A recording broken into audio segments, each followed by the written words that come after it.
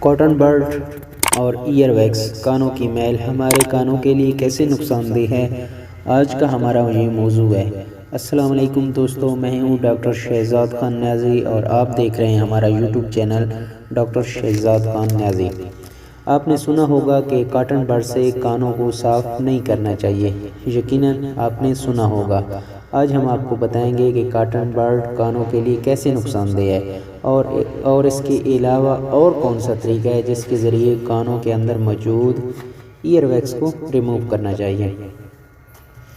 ہمارے کان کی نالی کے اندر اسپیشل سیل موجود ہوتے ہیں جو کہ کان کی میل پیدا کرتے ہیں اور اسے سرومین اور ایئر ویکس کہتے ہیں۔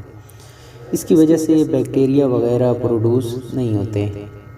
ویسے تو ہمیں ایئر ویکس ریموو نہیں کرنی چاہیے کیونکہ ہماری سکن خود ہی ایئر ویکس کو باہر نکالتی رہتی ہے اور نہانے سے بھی صفائی ہو جاتی ہے۔ بعض لوگوں کے کانوں میں میل ضرورت سے زیادہ پیدا ہو جاتی ہے جس کی وجہ سے ان لوگوں کو سننے میں کافی دشواری کا سامنا کرنا پڑتا ہے۔ کانوں کی صفائی کے لیے لوگ کاٹن بڈ استعمال کرتے ہیں جو میل کو مزید اندر کر دیتی ہے، جس کی وجہ سے میل کان کے پردے کے ساتھ لگ جاتی ہے۔ پھر یہ میل جو ہے نیچرلی طور پر باہر پھر نہیں نکل سکتی کیونکہ یہ اندر خشک ہو جاتی ہے اور خشک ہو کے پھر سخت ہو جاتی ہے اور جس کی وجہ سے پھر سماعت بھی کم ہو جاتی ہے۔ اس کے علاوہ کاٹن بڈ سے پردہ بھی خراب ہو سکتا ہے، اس لیے کاٹن بڈ سے اجتناب کریں۔